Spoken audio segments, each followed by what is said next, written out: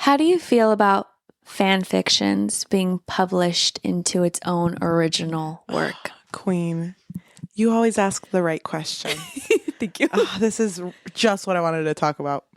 So I had a conversation with my sister the other day. Okay. Shout out. Shout out. She won't watch this. So You never know. Yeah, una nunca sabe. One never knows. Exactly. And we were talking about this specifically. This story? No, just the idea of fan fiction turning into books. Mm-hmm. And she had said something that I agreed with. Like, I had never been able to vocalize why it sometimes bothers me, but sometimes doesn't. Mm-hmm. It's because a lot of fan fictions, the reason why they can pick up their story from where they are is because they don't need to develop lore. Yes. Like, they already have characters that are loved. Mm-hmm. So there's no need to make you like the characters. There's no need to really develop the characters. Unless it's an AU. Yes. An alternative universe fan fiction. But even then, there are aspects to the characters that will be there. Yeah, like traits or But I know what you personalities. mean. Like, there is more world building that has to go behind it. Mm-hmm. But I feel like because of that, a lot of fan fiction writers lack like good lore building. And it just feels sometimes too dense or lacking. Mm-hmm. Yeah, and I feel like it sucks because you and I, we both love fan fiction. And I don't ever want fan fiction to go away or anything like that. But seeing people print out fan fiction and then binding it and then selling it. Like, I don't know if you've seen how many people have done that for Manacled, because now it's harder to find online. Yep. I can find it. But I don't think that's right. No, not at all. I feel like if you love a fan fiction and you yourself bind it for yourself. Yes. Or even for a friend, but you're not selling it. Yes. If you're not profiting, I think that's fine, because the intention of fan fiction is to just put a story out there because you feel you love this thing so much, you just want to make more of it. Yeah. And for free. That's crazy. Yeah. And so we love fan fiction. Yeah. I get, and there's a lot of history behind like the idea of creating more to a world. Are you thinking about Anne Rice? Yeah. I don't want to say. I'm scared. She's not gonna get us, girl. Well, she's resting in paradise. She's resting in paradise.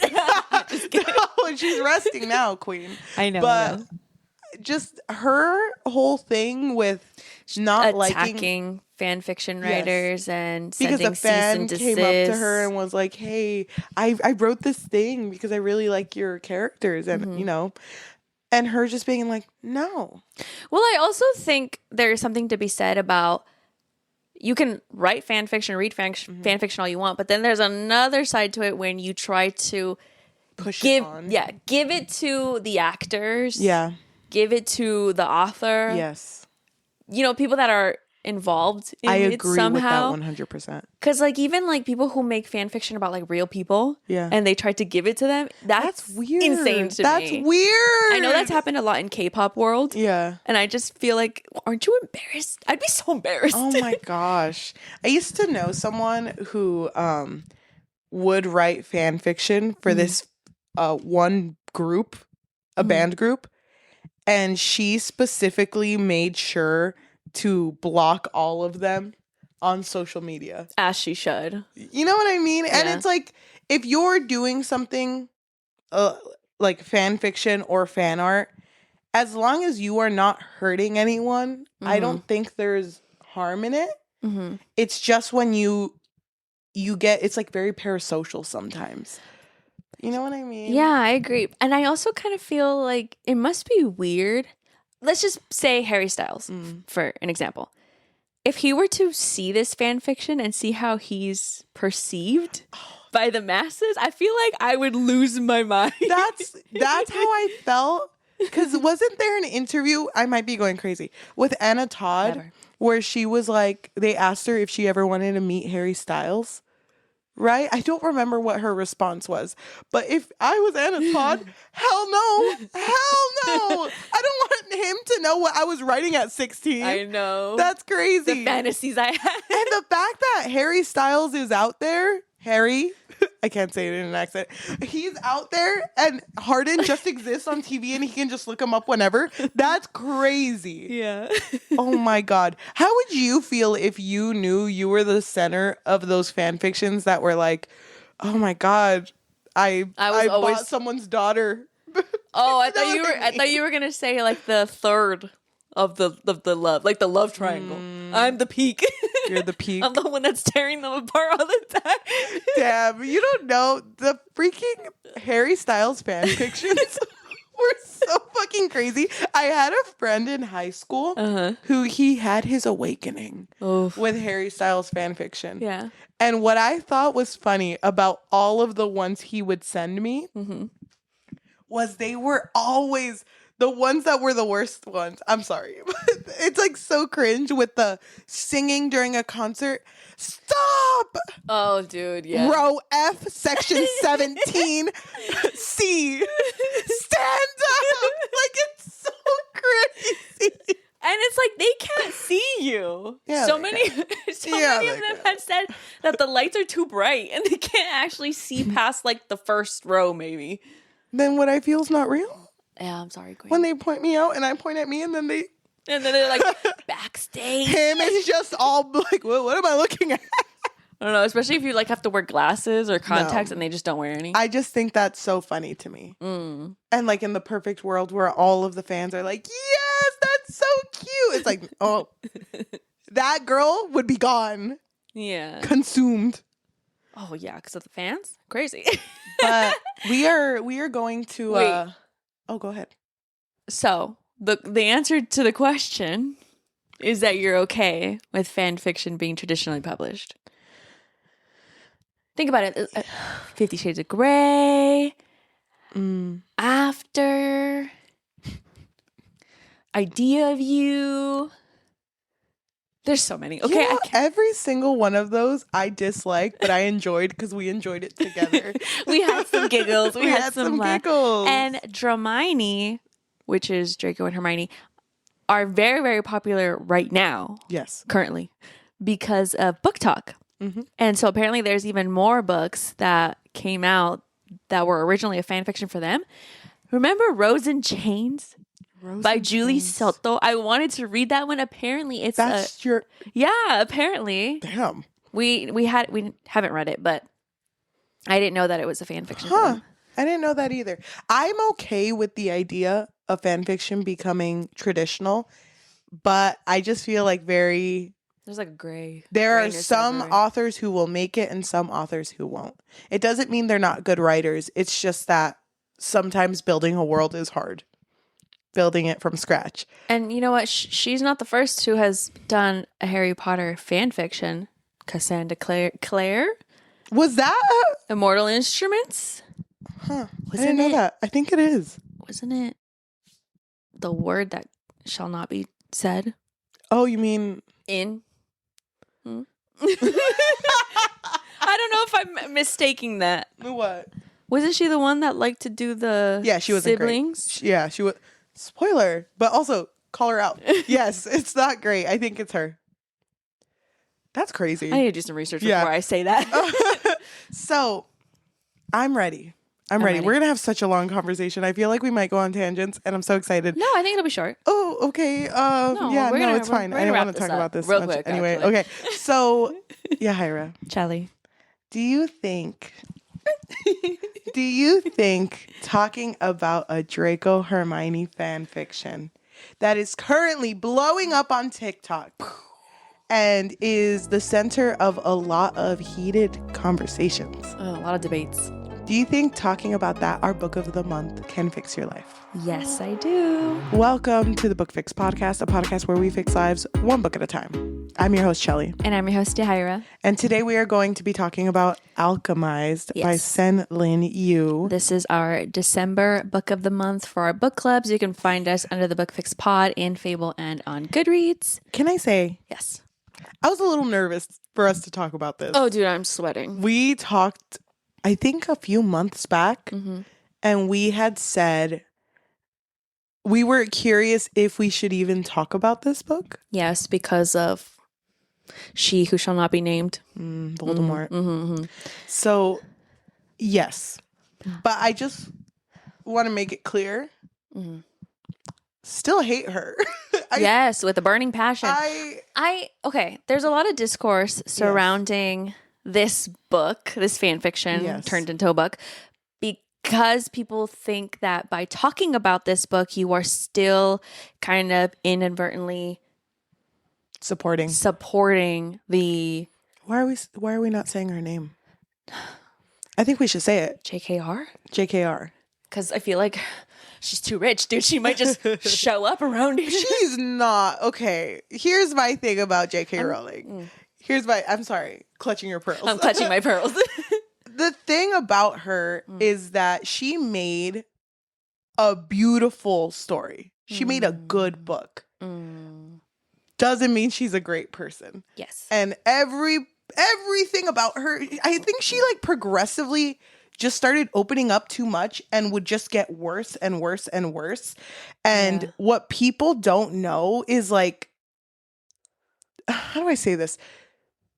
People aren't seeing, well, a lot of people are, but the fans who still follow her aren't seeing like the money mooching aspects of like the shit she keeps creating. And the fact that Tom Felton had that whole conversation and they asked him on an interview like, well, how do you feel about they said, how do you feel about her scandal? Yeah. And the fact that her, who's been so against like human rights, to call that a scandal, and then just leave it at that, and him being like, oh, well, she let me experience this Harry Potter world, so I'm fine with it. And it's like, that's crazy. That's the most Draco thing you've ever done. Wait, hold on. But then also Emma Watson came out in an interview and said that she feels... What was it? She said like she almost feels like she can't give her too much hate. Yeah. Because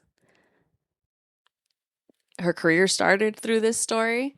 And then JKR came out and said, you wrote me a letter one time about you. What was it? I need to look. Let me go ahead. Let me look. You drag JKR. You go on. I just feel like it sucks because, okay, this is, it's so hard. So I have a library that people can grab from.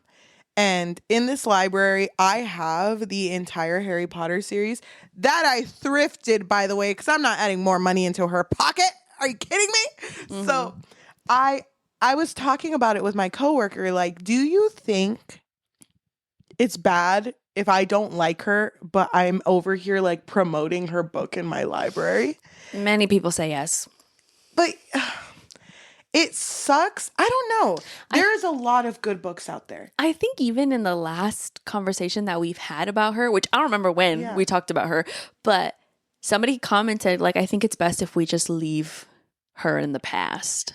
I get that. I 1000% get that. And don't get me wrong. You will never see me buying another Harry Potter book.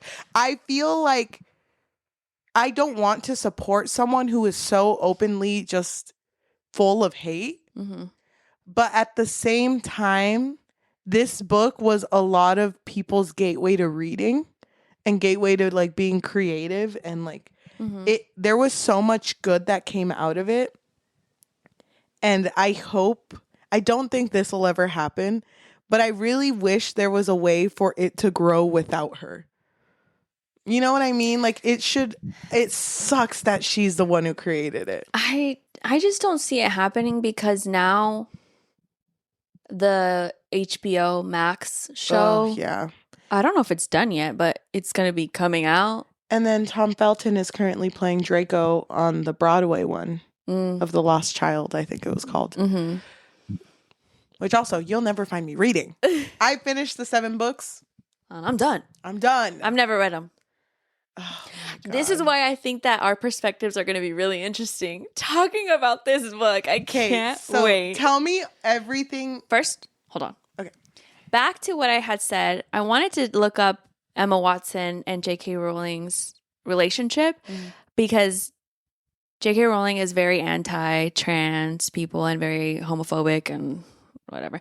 She very much reminds me of Andrew Tate, but like in woman form. That's so funny. Did you ever see her picture with her cigar? No. Where she's smoking a cigar and everyone was like, oh my God, Andrew Tate. That's so funny. So it says Watson has expressed that she can still treasure her positive experiences with Rowling and the opportunity she was giving despite their differences. She stated her main frustration is that a direct in-person conversation has never been possible and she remains open to one. And then in JKR's perspective, she feels the actors are acting as spokespeople for the world she created and she disagrees with their views, particularly regarding what she sees as an erosion of women's hard-won rights. She has suggested Watson's recent comments may be a new tactic due to decreasing popularity for outright condemnation. Oh my God, J.K. Rowling's crazy. Yeah. But it's hard. I don't know. It's such a shitty situation. Mm-hmm. But no matter what, J.K. Rowling still fucking sucks. I know. Seriously. That being said, Queen. How much Harry Potter lore do you have in your head? Not enough at all. Actually, not a lot. Not a lot? I thought that I knew a good amount that I could just, through osmosis, you absorbed it. Obviously, starting this book, I knew that Luke was Harry. Oh, nice. I just knew. Queen. I was like, check one, done. I'm already done with basically half the book right now. People said this was gonna be hard, but other than that, I was like, "Who the heck is everybody else?" I was so confused. So when I was but I don't like that she ended up with Ron. Okay, neither did J.K. Rowling. Don't tell me that. Never mind. Because I had only seen the first one. Yeah, and I was like, "Wait, she doesn't end up with Harry?" No, I get it. When I was 14. Yes. I had to read. You remember the silent reading book times that you would have in class? I had to read something, and I kept rereading, not rereading, because I was given higher books to read, but I didn't like the higher books I had to read because the English was old English, and I was like, I don't like any of these books. Yeah. So I remember my librarian was offering me books, and then she told me how have you never read Harry Potter? And I'm just like, I don't know, it looks long. She's like, you should give it a try. And from it changed her world. From 14 to I want to say maybe 16, I read those books and reread them and I don't know how many times I read it, but it was so much. And then when I turned around 16, it was even a little before then, but I remember after I finished rereading multiple times, I rewatched those movies all the time. Specifically, the 7th movie, I would go home and put that movie on, part 1, and then when it would finish, I'd put in part 2, and then it would finish, and I'd put part 1 again. I was so into Harry Potter. Oh my God, me with Lord of the Rings. That's crazy.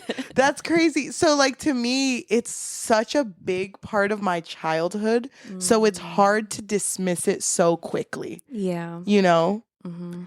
I was so deep in it, dude. It sounds like you still are. I have clawing your way. I don't know. Did this ignite your love again? No, I won't go back. But my family rewatches the movies a lot because it's kind of I don't know. Time of the season. Is that wrong to say? No. It's because you're not giving her money. You're just watching it with your family. Yeah.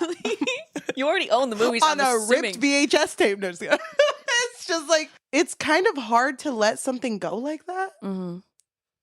We watch it often. Yeah. If a holiday comes up, there's always just man, we're all here. Let's watch Harry Potter. That's usually what happens. I had a friend once who really wanted me to watch those movies. She was obsessed with Harry Potter. I don't think she watches, and so we tried watching it. I just couldn't. My brain just couldn't. It was so funny because my cousin was that friend. She was the one who was really obsessed with Harry Potter, and she tried getting her friends to watch it. And I just thought it was really funny because it didn't work out, and she came home and she's like, they'll never get me. They're never gonna get me. That's her what's villain origin story. No, that's her line.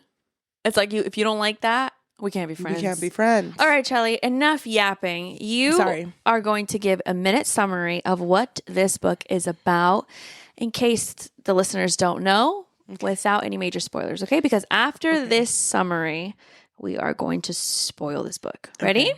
Yes. And go.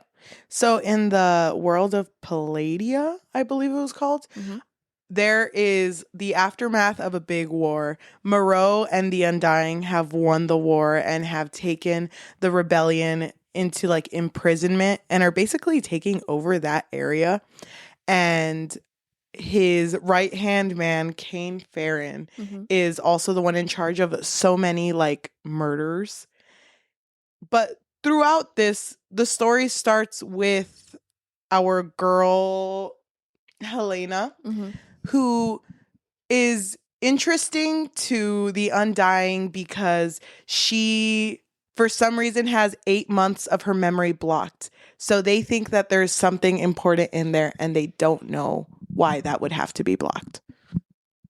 I think. Is that good? I thought it was 2 years. It was like 14 months. Okay. Yeah. All right. I think it was 2 years. No, you're right. It was 2 years. Okay, because I was like, I'm pretty sure it was longer than a couple months. Anyway, good job. That was good. Okay. So before we start, yeah, I just want us to decide now. Okay. Are we going to keep talking about the original form of it? Harry Potter? The fact that it was manacled first. I don't really think we have to. Which you and I have never read manacled. No, I don't think we have to. Honestly, we don't even have to talk about Harry Potter that much because this book, as hard as it was to grasp at the beginning, because it really just threw you in at the end of a war. Yeah. At the end of, or like the peak of the worst part of the war. It kind of picked itself up together after a while. At least that's how I felt. I don't know if you felt the same way. It was harder for me. So this was a fan fiction. What if Voldemort had won? Basically. That's the best way that I could interpret it. Yes. So okay, so we don't have to talk about the origin, but we can bring it up at the end. Okay, that's fine. Okay. So Helena Marino? Marino. Wasn't it Marino? No, isn't it Marino? No, because I remember thinking like, oh, she has a Spanish last name. I don't know. I heard the audiobook, but I also heard it in 2 times speed. So I'm pretty sure it's Marino. Helena.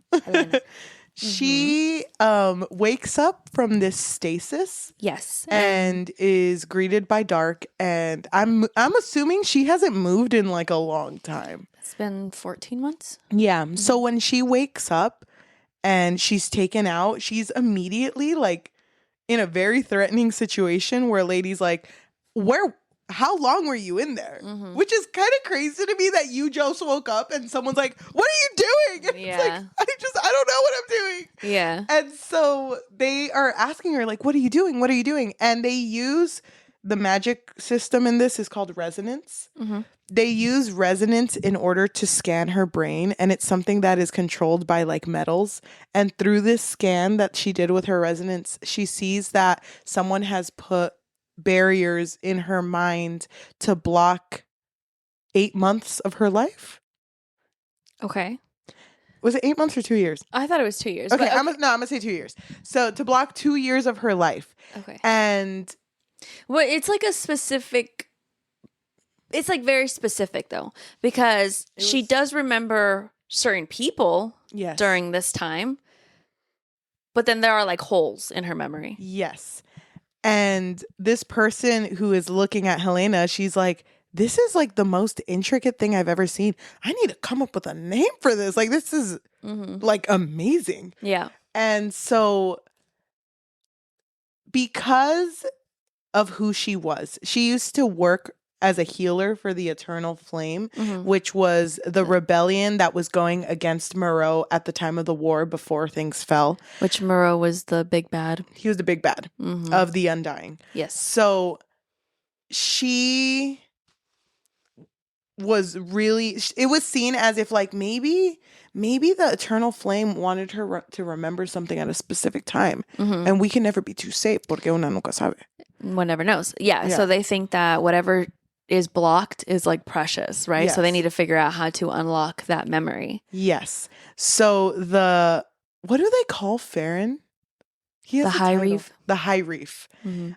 They say that the High Reef is going to be in charge of trying to undo her mind. Unlock those memories. Yeah. Well, how do you do that?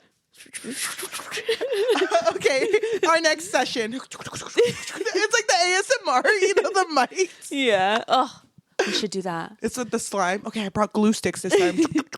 So the magic in this world is alchemy. Yes. And so it's the Vivimancers. The Vivimancers. And then the necromancers. Yes. Which the Vivimancers could also do necromancy, but it's against their faith. I think so. The way I thought it was that everyone's a Vivimancer. But you could become a necromancer. Right. And so when the war was happening, do we have to say this in order? I kind of just want to explain. No, it doesn't matter. Okay, so when the war was happening before she wakes up from stasis, Helena had said, what if we also do necromancy? Because that's the reason why Moreau was even winning in the first place, was because he was reanimating the people who would die and his army would just keep growing. And I thought this whole idea was so interesting and kind of sad to see how quickly she was shunned and put down, only for it to later be revealed that was like the plan. That was the plan. And also this whole idea of like a prodigy and someone who can save everyone because the gods are on your side, that was all fake. And like the whole concept of where everything started with the Sunstone, that was due to necromancy. Like that's where it all started. And the fact that they made it seem like so holy, she became so cynical because she's like, everything's a lie then. We're over here believing that Luke can do anything. Luke can die at any time. Yeah. That's crazy. Yeah. So it's sad to see and by the way, these are her past thoughts. Like this is the stuff that was blocked off. Yeah. It's sad to see how much she knew and how much burden people threw on her. And then she was like the only healer, right? Like it felt like she was the only one who had to patch everybody up. Yes. Well, I feel like she was the only healer that was a Vivimancer. I think that's what it was. Animancer. Oh, you're right. Animancer. Yes. Which was... I don't remember what metal it was, but it's like it was hard to keep up with the different... Yeah, so she was just like a special type of magic. I thought it was so funny because... Sorry, little comparison. When you think about Harry Potter, it was only like one type of magic, but 4 houses. But when we started reading this book, I was like, it might be similar. It was like, no, there are 11 metal alloys, and there is this special one, and there's this, and I'm like, one girl, I didn't even know there was 11 metals. That's crazy. Oh my god! How can I keep up with them? How can I keep up? I thought it was just metal and gold. Yeah, metal, gold. Nothing else. Oh wait! Oh my god! I do know that. It's like tin. Oh, I can be here all day. That's all. That's it. Oh my god. Okay, so then let's go back to the way that it starts. Then, so what is the solution that you said? Oh, that they wanted. They wanted Farron to undo her mind. So she stays with Farron, which he was married. I was shocked. To Aurelia? Aurelia, yeah. Yeah.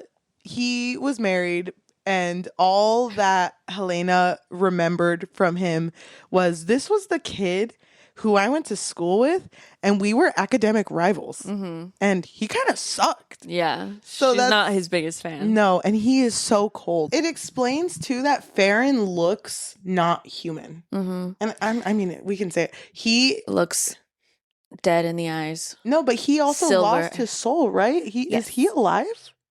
Or is he just considered... There was a word for what he was. Because I know that Moreau, he did this thing when he like liked people. He's like, I'm gonna give you a little bit of my bones. So then a little bit of me is in you. And it makes them unable to die. They like heal. They're immortal. Quickly. Yes.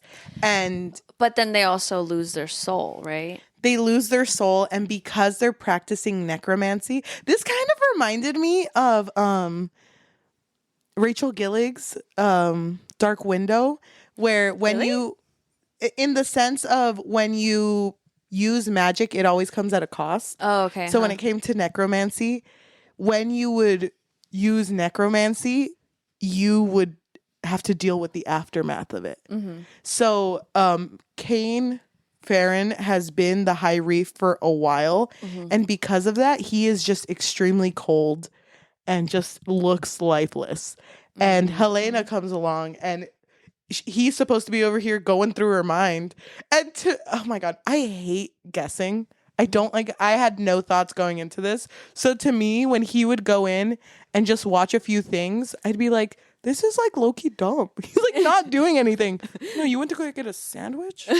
Crazy. Let me watch this 40 times. Isn't that like, I don't know if you felt the same way. I was like, what's going on? I had no idea what the point of that was. Honestly, what I thought was happening was that he was going to go into her memories and like mess with them. I don't know. I just thought it was going to be more. And to me too, I was taking it from the sense of I know the world it's based off of. Mm-hmm. So I was like, what's going to have to happen between these two for them to like each other? Because right now there is no redeemable qualities about him. Yeah. He be killing people. He be killing left and right. And he killed a whole family. I mean, he's killed a lot more. With children. No one talks about that. No one talks about that. That's what I'm saying. No, but also, he's always pissed off. He's like I would be too. I know. I would be too. All these damn people testing me. But like, to me, if I was in her position, no. Like, there was no redeemable qualities about him. But then it got to the point where he was really the only person that was around her. So she latched onto him. But then there was even a moment when I think she was like going to go to sleep. And then she felt like, oh, he always comes? Or something like that. Yeah. Like, oh, he's always there. Like, she felt kind of like, why don't I fear him? Yes. There was a weird sense of familiarity. Yes. But she didn't know how to place it at that point. Mm-hmm. Let's skip forward. So in this part of the book, because there's 3 parts, all you have to know is that things don't go well.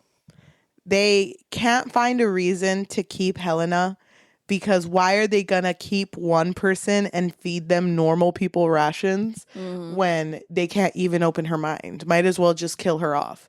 But then one dude, Strout, is like, what if we put her in the repopulation program? I just happen to have a womb right here that she can borrow if she brings it back to me. So like, no, yeah, he fixed her womb because she was sterilized. Yes. And I forget what he did, but he reversed it. Mm-hmm. And so because of that, she is set to go to the repopulation program.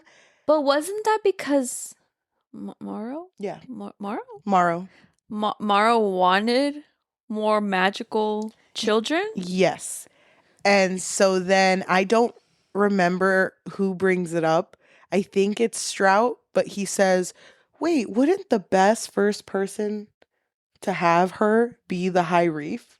Yeah, because he's very powerful, and then she is a Vivimancer, but also has the Animancer, which and I forgot what that was, but he doesn't fight it at this point. Fair? Yeah. Well, yeah. He doesn't fight it. And it makes sense now, but reading this, I was so like, I didn't know this scene was going to be in it. I don't want to talk about it much, but it's chapter 18 through 20. Yeah, and this is based on Harry Potter, but also the Handmaid's Tale. Yeah. Handmaid's Tale? I've never seen it, but I kind of know what happens, which they use women, right, for surrogacy? Yes. That's too dark for me, but it was a lot. Did you read it? I read a little bit, but honestly, I had to skim because I couldn't. It just really hurt because Helena was already idealizing ending her life. Yeah. And so this didn't help her mental state. No. And I hated it. It was hated really, when it came to her thoughts, it was really graphic. Mm-hmm. And I also hated it. And to me, I thought, I didn't see the name of the chapters. To me, I just thought this story was going to continue from here. Mm-hmm. And whatever was in her mind was going to be something Luke said, like, I left my wand here. You know, like I thought. They don't have wands. No, my metal wand. My metal one. No, I thought that was going to be the point. So when I had told you, like, I'm out, I was under the impression that they're gonna have to redeem him from this point. I hated it. Mm-hmm. I hated it. And then after that happens, she has this moment where, because she is now pregnant and there's a lot of like, just her health is all over the place. Also, sorry, I don't mean to interrupt you, but doesn't Aurelia also attack her in this section? And tries to gouge out her eyes. Yeah, and then Farron shows up and heals her. Wasn't it crazy that Aurelia and Farron kissed while Farron looked right at Helena? That was crazy. Oh my god. Look away. But at the end of this part, I just want to say, there's a lot of craziness happening with her health. And while that's all happening, the barriers in her mind slowly start undoing. Yes. And it ends with like Farron holding her, and it's just like, Helena, are you good? Mm-hmm. And then it ends there. Mm-hmm. And so then part 2 is now the 2 years that were lost. Mm-hmm. So the past. I do want to talk about this part pretty quickly. Yeah. But we already mentioned a little bit. This was the part where we see that she is kind of used by her side. Isn't it crazy how everyone called her replaceable, but she really be doing everything? Mm-hmm. Why were they calling her replaceable? I don't know. Just to scare her, I guess. And I hated that she got in trouble for saying that, what if we do necromancy like the other side? Yeah. And then they were like, as punishment, now you're going to have to talk to Crowder? Was this it? Farron? Now you're going to have to be friendly with Kane Farron, and because he's like the spy of the other side. But also he requested you. Oh, yeah. He said he had 2 conditions. 1, to be pardoned of all sins, and 2, to have her forever.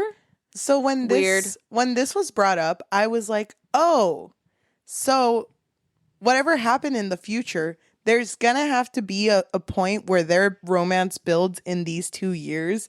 So then to go back to that point, maybe it justifies his reaction. Because when he was reacting to those scenes in the first part, he was very... What scenes? Chapter 18 through 20.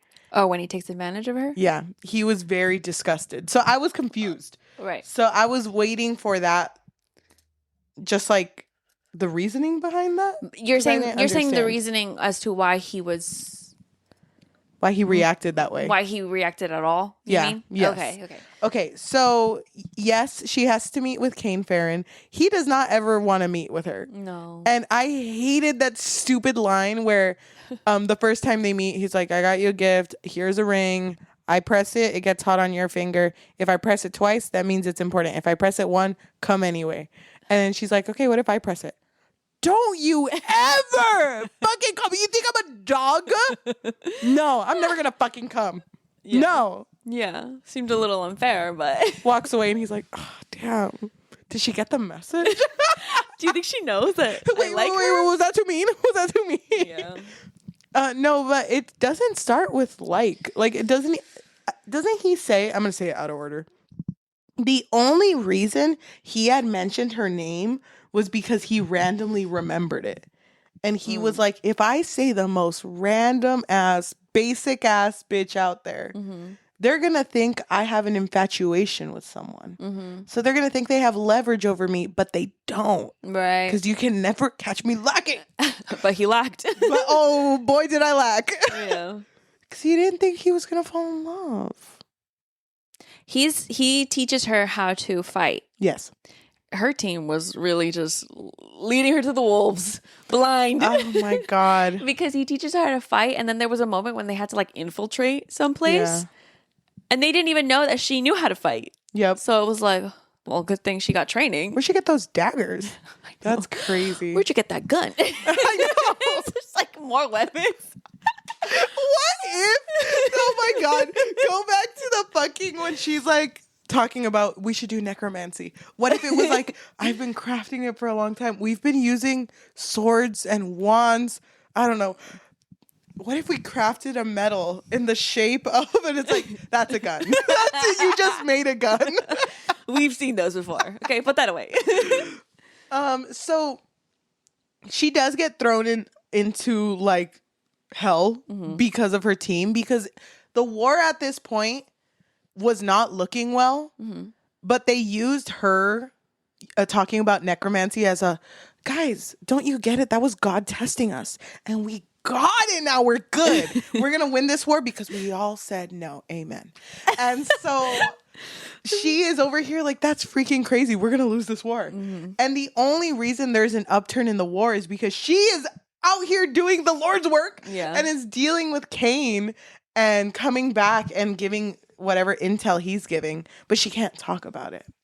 And so there's this really bad fight that happens where they kidnapped Luke and Soren, who is, because it was Luke, Soren, and Helena, the three best friends, and Layla, right? Which was Layla. I thought it was Lila. Lila, which was Soren's twin sister, the paladin to Luke. They all wanted to go get Luke back, and Soren was like, I'm gonna be honest with you, this is a death mission. So if I die, you need to bring me back. I know that we all said no, but we cannot afford to lose Luke. And so, unfortunately, Soren does die. And Luke sees Helena reanimate him. And this lawful good boy, I don't know how old they are. They're like 17, right? At this point? I think so. He just completely is so disgusted. And it's like, how dare you even think about doing that? But because they're in the middle of escaping from these undying, se van, like they leave. But then there's like a lot of bad going on. But then all the undying get killed off quickly. And I think everyone else has like drowned. Okay. And Helena gets swooped up and Cain is like, you're lucky. I was over here fighting your side and I saw you, and I'm like, I'm gonna give him an easy time. You're lucky, because I wouldn't have. Yeah. And I think at this point, they had already kissed before and they had tension before. And I think they had already been intimate at this point. But this is the first time that they kiss where there is no reason behind it. Yeah. Like it's like they're not using each other. Yes. Because after this, and it's so funny. This reminds me of the scene in Community. You know, when they've all... Have you watched that show? When one of them was like, oh, we don't want them to think that we knocked them out. So then they wait until everyone wakes up and they get up and it's like, oh, we all passed out. Yeah. I felt like that was Helena because she was like, man, what happened? Her wounds are all healed already. What happened? That was crazy, guys. But after this, when her and Cain Farron meet, it is more like they're kissing a lot more. It's a lot more romantic. And he's very possessive over her. And I think at this point they had also kind of agreed that he will always come for her. Yes. Like, I'll always be there for you. Babe, you have to call me as often as possible. It's like, you told me, I know what I said. Call me all the time. And it's funny because he always says like, I'll call you and, you know, we can always meet. And then it's said that he calls her every single day. It's like, what you doing? What you doing? I thought he said 2 was emergency. And it's like 10. It is. I missed you. But they're meeting very often, and there's like a point. Oh, I think it's at this point. She leaves because Luke is so mad about the necromancy for like 4 or 5 days and stays with Cain and just comes back. And people are like, where were you? Like, we're in the middle of a war. That's really suspicious that you were out for that long. But, I mean, what did she say? No one listens to her anyway, so. And it was very confusing because in the first part, she really, really admired Luke. Yes. So seeing their strained relationship in the second part, I did not expect that at all. It made me so sad. And, okay, here's my question to you. We're going to move. It's a dense book. So if you want to know what happens, can we just wrap up the second part? Yes. How does it end again? I wanted to ask you about that because I was confused. Luke, had he died? Was he necromanced? Was that what he was? So I was really confused about this too because Luke was acting weird. Like, I think it was Helena who was like, he just did something that I just didn't think would be a Luke thing to do. Yes. And then he got Lila pregnant. And then I think right after this, we find out that there's somebody else inside of Luke, which is from the bad side. And they did this in order to get the child of the prodigy son so they could take the child. Yes. But then the thing gets killed, whatever's in him. Yes. But then he tells her that he died a long time ago. Or I was so confused about right? this. Because I think he was undying. No, but then there was a moment where he saw Moro and the good side was also there, and then Moro killed Luke in front of everyone. So everyone thought this was how he died, but he had died before that. Yes. That's how I understood it. Yes. Crazy. That is crazy. But at this point, Luke does say, don't tell Lila. Oh, yeah. That's so sad. And then take care of my baby, yeah? Thank you. Yeah. Take care of my child. Peace out. Who I love so much. Insane. That's so sad. One of my favorite things about this book was Luke and Helena's friendship. I really, really, really, really, really liked it. Really? Yeah, I really like Harry and Hermione's friendship. So it makes me sad that there was a world where they're not friends. Where they have some problems. Yeah. So part 2 ends with Helena's at a point where she just wants to leave this war and she wants to make sure her people are safe. And she was told by Luke to take care of Lila. So she's like, if I can run away with Lila, good. But I also got to take my guy. Yeah. We got to go. And so he is like, I'm literally the High Reef. There's no possible way I can go. Because he doesn't have his soul, right? Yeah. He doesn't have a soul and he's too well known. Like his face has now been put. I mean. Yeah. Well, before he always had the helmet. Oh, yeah. And then he had like slaughtered an entire town. And was like now you do. known. Like you. That's crazy. But he couldn't leave. But I think there was a point where he wanted to. Like they were going to. So he was going to clear. Because remember, I felt like this man did not try to leave. Oh my God. At all. Well, I think he was open to it. I don't think it was ever clear. But Lila got taken and he went to go get her. And then just came up to Helena and was like, I got caught. Oh, yeah. Well, he only went to Lila because Helena asked him to go. And he would do anything. Yeah. And so to Helena, she's like, no, I can't live without him. And I know that if I can destroy that room, they can't see the cameras. They can't see the footage. So she goes and creates a bomb to destroy the room, but she gets caught. And it occurs to her like, they are going to go through my mind and they're going to be able to see him. And she remembers Soren's dad, Titus, who his brain was completely deconstructed. And she was like, what if I do that? But instead of deconstructing, I construct walls around certain parts of my mind. But, it's not the dad. She thinks about Soren because after she had necromanced him, she had to forget. So she blocked off parts of her mind. So she's like, I just have to do the same thing. Mm-hmm. And it really sucks because while she's doing this, she can hear him calling out. But she's like, I just gotta forget him. So she forgets him. And then this is now part 3. Yes. Okay. So this is when she... Wait, literally the way that part 1 ended was when he was like, girl, you good? You good? And then she looks at him and she's like, you're okay. Like, you're back, basically. But he's very guarded about this. Yeah. Because he doesn't know how much and what she remembers exactly. Mm-hmm. And then he also doesn't know how she's going to react with what he had done to her so far. Mm-hmm. So. Because also, I mean, he wasn't that nice to her anyway, you know? Yeah. Like, he abused her. Mm-hmm. Wait, and then didn't he break her wrist in the second part? Why did he do that? I don't remember. I don't remember either, but he had mentioned in the second part when they were like completely in love with each other, which they never said. They never said the L word. But when she did leave him a note and wrote, I love you, I love you, I love you, I love you. And then left it. Oh, yeah. But did you get my note? No, it's in his wallet. I know. No, but he had mentioned that the reason why he's so detached and so cold is because his mom, Enid.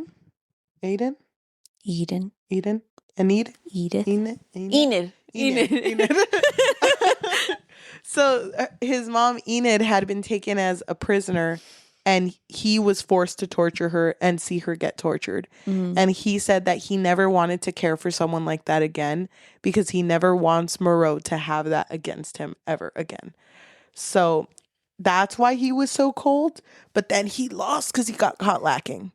And so coming back to the present time, he doesn't know how to act around her because knowing the character he is, he's pissed. You know? Yeah. But because she is sick and pregnant, he's just kind of like, it's fine. Oh, yeah, because also the transfusion? Transfusion. Of what? When he was like trying to get into her brain. Yeah. It made her really sick. So she would get like fevers. Yes. Brain fevers, I think is what they said. And so it made her really sick. And now being pregnant, now she's real sick. Yes. And so he's very cautious about what to do around her, but she's over here like, we meant something to each other. Mm-hmm. So I don't want you to keep leaving because I never know what you is going to come back. But then they have a moment where she tells him like, oh, I just want you to know, like, I'm not mad at you. It's not your fault. And he crashes out and is like, oh yeah, no, it's not my fault. I just lost you for 2 years. And looked everywhere as if the place that mattered, huh? Yeah. And he loses it. And she's like, no, I don't. It's not your fault. Like, you always said that you would come find me and you would protect me. I'd say that same shit too. Like, I did not want anything bad to happen to you. So I did what I had to do. And I'm sorry, but I did go find, like, I was looking for you. But there was literally nothing else I can do.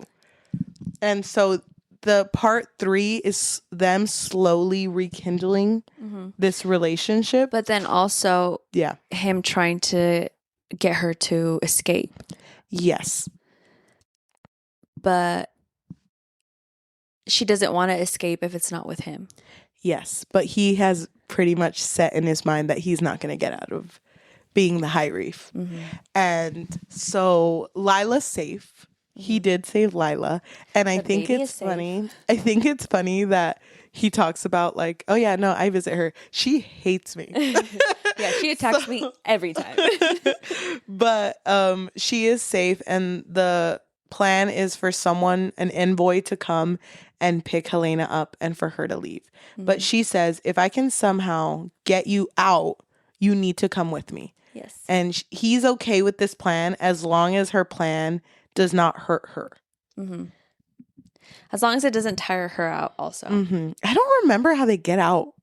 So the dad attacks them? Atreus? Or something happens with Atreus and now he's dying? Atreus is undying though.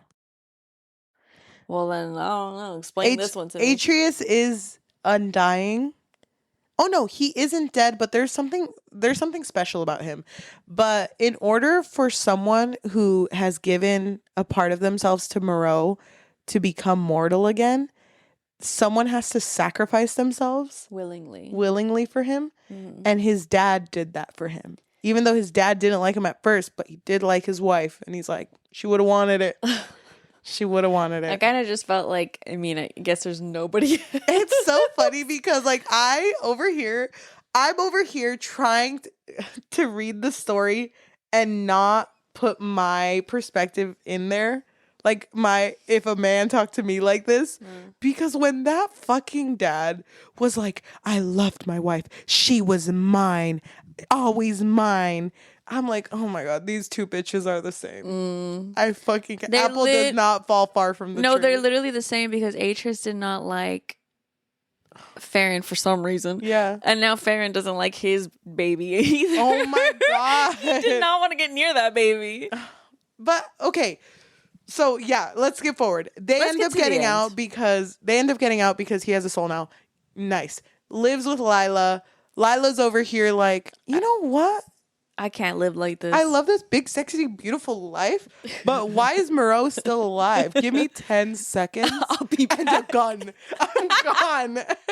And so she leaves, comes back, and is like, that's my place. Paladia, whatever it was called. That's my place. I'm taking my son, Paul, which first of all. Paul? I'm glad we both thought the same thing. I was like, Lila. Paul. Paul. That's one of those names where you never hear a child named Paul, but you hear adults named Paul. No one names their kid Paul. They become Any Pauls out there? I fucking hate that name. And everyone has such a pretty name in this book. Yeah. Paul? Dude, that's how I kind of felt about the name Luke, too. It was better, but I'm like, why did they give these guys basic-ass names? That's crazy. I don't know. But, okay, so then they have a baby, Enid, girl. Yeah. He does not like his baby. No, doesn't want to touch the baby. But then she's like, come look at your baby. And that's literally it. That's all it takes. Because he looks and he's like, it looks like you. And there it is. They live happily ever after. The end. No, I think it's cute that. So then Enid grows up. Yes, and I think it's really cute that Enid, because of her parents' past that they've obviously already talked to her about, she can't go to Paladia until she's much older. Yeah, and when she does, Paul is already going to school at the academy, and she shows up and opens a history book and sees everything that they said about her parents, and Paul's like. Loser hanging out in the library. Oh, just like your mom. No, but like he says like, why are you looking through that? You know they're never gonna tell it the way it is. And she's like, I get curious about what they say, and sometimes they don't even include my mom. And so then she looks at the footnotes and sees that her mom's name is on there. So then she goes to the page for it. And well, before it says this last part, I really like how cute Paul and Enid are with each other. I know, they kind of had a moment together. They had a moment. But I wonder where that stemmed. They were meeting every year. Yeah. During their little breaks. But it kind of just, to me, it felt like whoever wrote this was like, and if Hermione ever ended up with Harry, this would have been what it was like. You know what I mean? Like, it was very much, very self-indulgent. Oh, that's kind of what it felt like to me. Oh wow, I didn't even think about that. Yeah. Oh, because he did look like Luke. Yes. Yeah. But he had a dumbass name. Okay, but apologize to all the Pauls. Sorry, Pauls. I'm here for every Paul out there. Every fucking Paul I love. Okay. They have a moment at the end, but it very much felt like it was like what was it called? No. What was the Hermione? I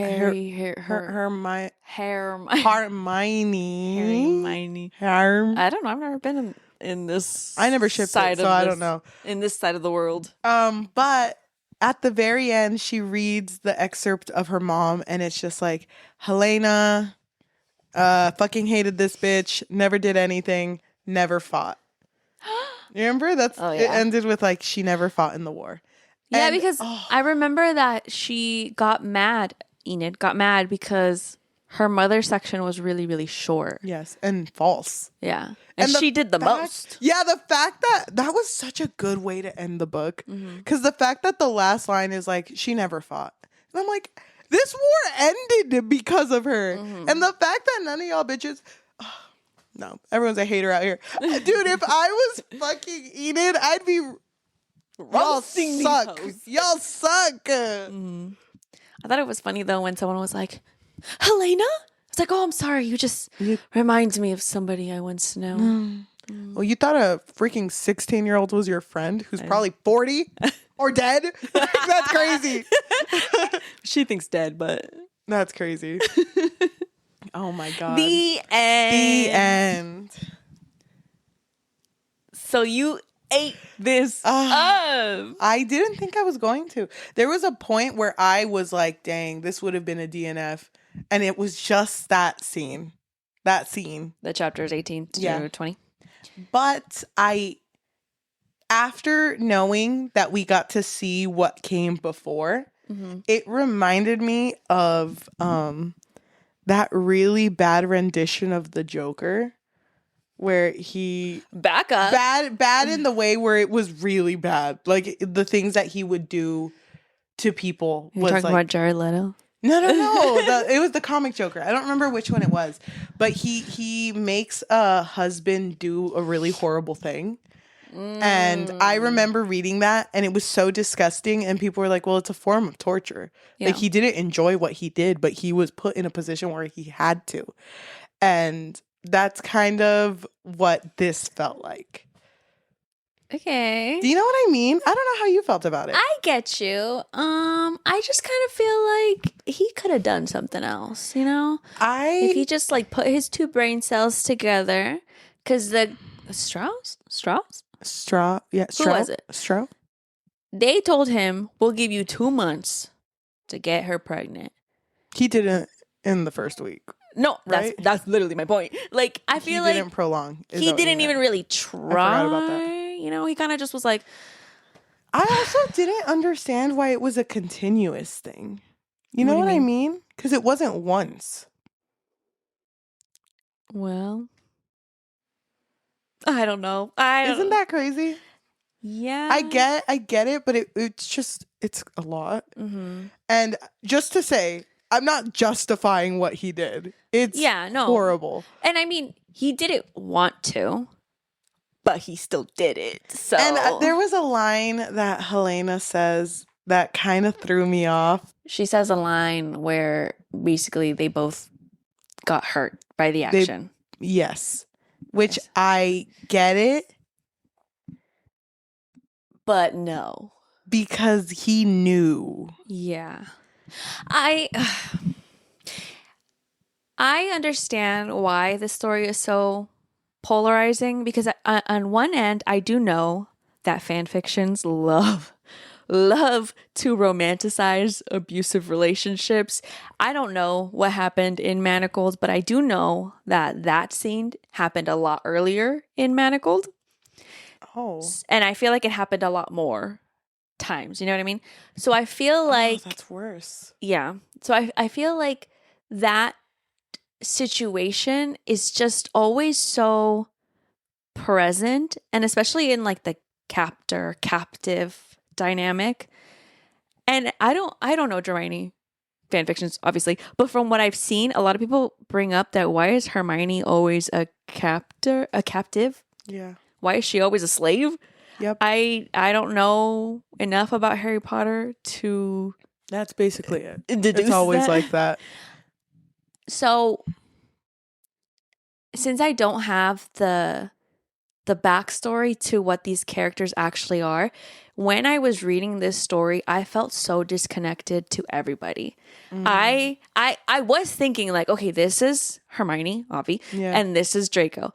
But I don't really know them. I don't really know their personality, except Hermione. I know she's the smart one. Yeah. And the one who's like a badass. I know that much.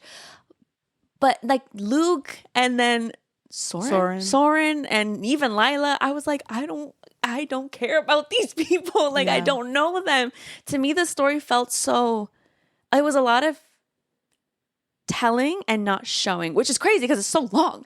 The story is so long. But that's what I'm telling you, dude. That to me isn't because this author is a bad writer. That is because it stemmed from a fan fiction. Yeah. And if you have no connection to these characters, don't throw 40 characters at me. Yeah. And I totally agree with you because you had brought that up to me before we started reading, that fan fictions generally only really work because we have the world already. Yeah. So reading this story and it being such a dense world and being after the war, I was so confused about everything. And even like the magic system, I had to look it up. And it's so funny seeing how many people try to explain like the magic in this world. And even then I was like, I still don't really understand it. And I didn't see a point in overcomplicating it. You didn't have to make the magic that... Give them wands. Just give them Just give them a wand. No, I think if they had wands, JKR could sue. Oh, yeah. No, I was like, true. A wand? I don't know. To me, I'm the opposite side. Yeah. Because I know Harry Potter. Yeah. And so I like the idea of this taking place after the war. But what I didn't enjoy was just how poorly they treated Hermione when she did fucking everything. Yeah. Like, I didn't know what they had against her. Because if she literally did nothing, that's different. She did everything. Yeah. And there was even this point in the second part when she knew that she was being sold to Cain Farron.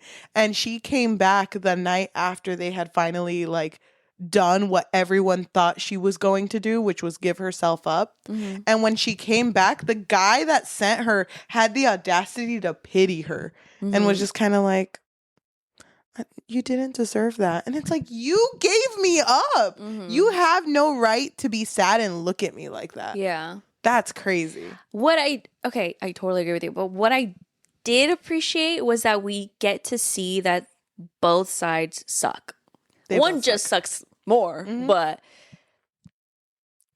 I don't know. I think that's what I liked about Harry Potter fan fiction because...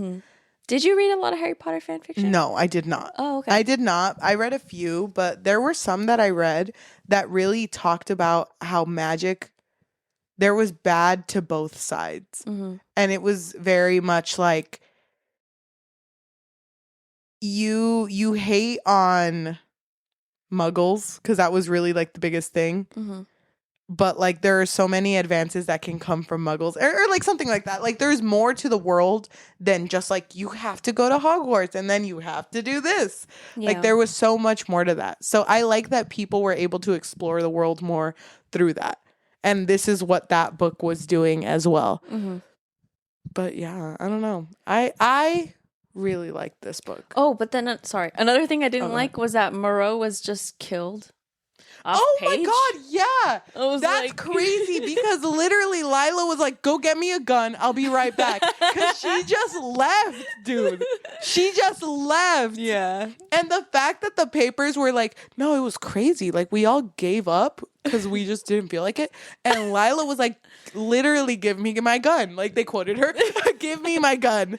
And she went in there and killed that bitch. Yeah. And to me, like, isn't it kind of weird that the world still went on while he was alive? You know, because this is fucking Voldemort. It's fucking Voldemort. You're telling me that he can just live amongst us while I go to freaking the grocery store? Is that what was happening? Oh my God. People were going to the grocery store. Me in the self-checkout, but Voldemort took it. So I'm like, oh, fuck. You're making me think about like the Marvel movies where it's like just people just at the store and then here comes Iron Man throwing someone into the building. And I'm about to clock in. Like, it's like, that's crazy to me that he just existed. Yeah. And also Moreau, he didn't do anything. Yeah, he was kind of a weak bitch. He was a weak bitch. People made fun of him. People made fun of him. Isn't that crazy? Yeah. Voldemort, more like... Don't say it. More like snooze. Thank you. But yeah, I really like this story. I it didn't revitalize anything in me because I feel like Harry Potter to me is just always present in my mind. Really? It just always is. So it's just like, I don't know. I didn't know you still loved it. I do, but it's not like I don't know. I don't know how to explain it. It's kind of like that childhood friend. Yeah. Childhood imaginary friend. Oh my God. I don't know. It's always going to be a part of me. Yeah. And I don't think that's something I can ever let go. Mm-hmm. But trust. Yeah. If J.K. Rowling is ever like, I'm going to release another book, but I'm going to add a few chapters. I'm going to switch it up. You, Aaron, you're not going to catch me at a Barnes & Nobles. Hell no. What if she does like an extra epilogue or something? I'm good. I don't care whatever this fucking lady thinks she has to add. She's, oh my God. I fucking, remember when she said Dumbledore was gay? Oh my God. I was like, slay. Wait, he's not gay in the books? He did nothing, but she was like, no, but the undertone. You didn't read between the lines. Read between the lines when he was like, Harry, did you throw your fucking name in the goblet of fire? But he was saying like, Harry, I need to tell you something. I need to tell you about my love life. Okay. 5 out of 5 book. I really, really liked it. Wow. I told my friend Darlene, shout out to Darlene. Shout out, girl. That we were going to talk about this book. And when Lily got married, shout out. When Lily got married, I was sitting with Darlene and we were talking about books because she was like, oh my gosh, you and your friend have a podcast. And I'm like, yeah, we read a lot of books. And she's like, oh, you know, if you ever wanted a good story, I don't know if you ever read fan fiction, but you should read Manacled. And she sent me the link to Manacled because she had the saved link. Oh my God. And she was like, I have it saved on my phone just in case I ever need it. And like I thought it was so funny, but I was like, we're never gonna read this, so whatever. But that was before they said they were gonna make it into Alchemized. And so when they did make it into Alchemized and we said it was gonna be our book of the month, I texted her randomly and I was like, hey, it's been a while. We're gonna read Alchemized. Yeah. And she immediately was like, dude, the way I chase that high every single day. Oh my God. And she was so excited. Yeah. But she has never read Alchemized. She's only read Manacled. I wonder how people feel who have read Manacled. I kind of want to read it now. You should read it. I'm curious. You should read it and let me know. I have to find that email she sent me. You're going to dig? Oh my God. It's still crazy to me that people thought it was okay to sell that on TikTok Shop. People are interesting. Would you ever bookbind a fan fiction for me? I don't know how to bookbind. I need to learn that first. Isn't it just big staples? I know, it's still a lot of glue. No, I can big staple it. Okay. I have a really strong stapler. Oh, okay. It's a thick fan fiction, though. Oh, which one are you thinking? The Bible. Oh my gosh. My favorite one. That's my favorite one, too. I would bookbind a fan fiction for you. I would like to see if I could guess which one you would want to bookbind. Wait, without telling me anything, do you have a fan fiction that you would want bookbound? Bookbound? Let me think. Give me a second. Give me a second, too. Yes. You know what's so funny? I don't know if it's actually good anymore. You know when you think you found gold and then you look back at 16, it? Yeah. And you're like, wait, the writing kind of sucks. There was this one fan fiction that I really, really liked. But at this point, we weren't reading the same types of fan fiction. You were reading my Megaverse. Okay, whoa. And my one friend who I did have to talk to, she had went to college. Oh, okay. So this was just me. I was on my own. By yourself. I was on my own with this one. And I remember I read it and I was like, this is so good. This is so good. And I had an off-brand Zune. This is so embarrassing. I had an off-brand Zune. So I downloaded the fan fiction and put it on my Zune, and I would literally read it every single day. Oh my God. And it was long as fuck. And it got to the point where the last chapter of that fan fiction, I knew it front to back. Really? Dude, I knew it. Oh and so then I stopped thinking about it after I graduated high school because, I grew up. Yeah. But then what does? But then at the end of my first year, I was like, I wonder what happened to that fan fiction. Because don't you ever get those moments? Yeah, I want to see her again. Yeah. And so then I looked her up and I didn't see anything. And I hate that. Well, I didn't. It's not that I looked her up. I looked up my account and I checked my starred or whatever, my bookmarked, and I couldn't find her name and I couldn't find the fan fiction. And I was like, what am I going to do? Like, I don't even remember what it was called. Yeah. But then an angel arrived. No, I was like, I remember the lines. So then I wrote as much as the last chapter that I remembered. My God. And she had a blog spot. Is that what they were called? Blogspot.com. It was just like a blog where people can write. Yeah. She had a blog spot and she basically wrote like, I don't feel like I want this, because she wanted to be a writer. She's like, I don't want this to ever follow me. So I didn't want to have it on that website. But I did really like it. So here it is. So not only did I find it, but I found out she wrote like 2 more after, like continuations. And I never read them, and they still exist on my computer. Why did you never read them? I just never read them, but they're still there on my, like, I have them in my computer. Oh, okay. Just in case. For a rainy day. Yeah. Oh my God. The lights turn off and it's like, we need entertainment. And I'm like, okay, let me start. It was a darkened story. Have you seen that video where it's like, okay, how long is the drive? Oh, 2.5 hours. Perfect. I'm going to watch Wicked. And then they close their eyes. Yes. Yes, I do. I have a Tell me couple. yours. I have a couple that I would But love. the one. Aw, just one? The one. What is the one that you always go back to? I haven't How gone does back it make to you feel? any in a while, but there is this one that I really, really love a lot. It's not that long. I don't think so. But it just made me feel so much. Oh, dude. I'll send it to you later. Okay. So you can ignore it. No, Queen, Wait, there was actually another one that I think you were also in that fandom that I loved. I think I know that which I one read you're talking with about. our mutual friend.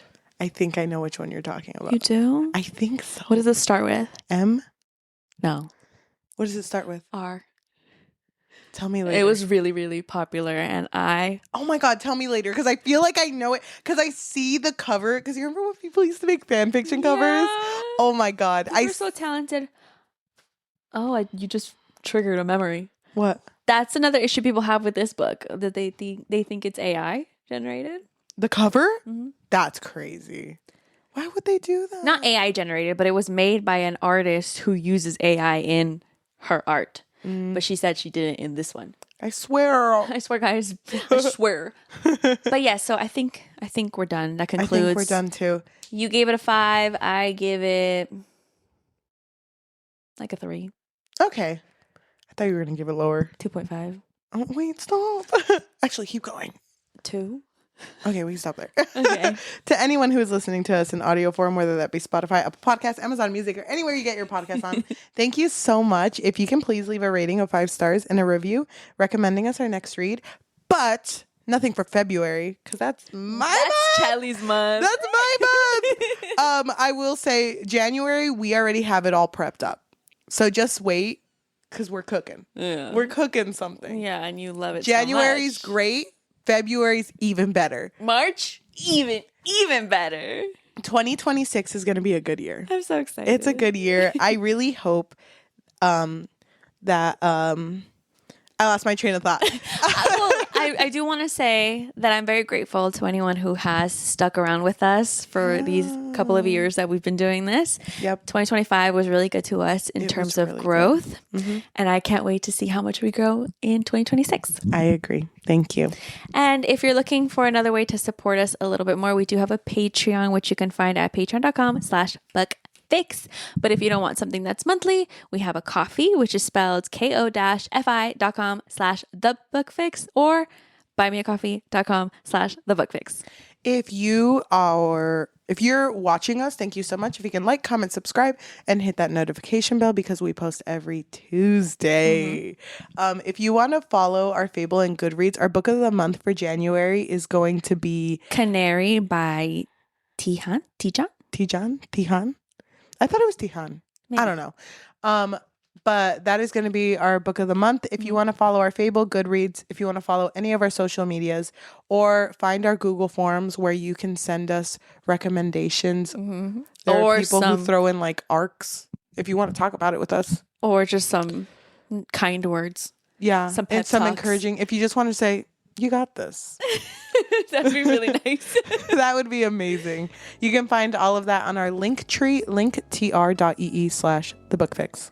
Thank you so much for listening, and we'll see you next week. Bye. Whoa, you really won this time. Sorry. You won. I'm sweating. I'm sorry. I talked so much. No, I love it when you talk. I just want to be like, I fear I yap. no, a yap session is always good for the soul. Queen, you really get me. I'll yap next month. Don't worry. Yeah, you will. Excuse me. I mean, it's okay because February. Okay, we're gonna go back and forth. I see.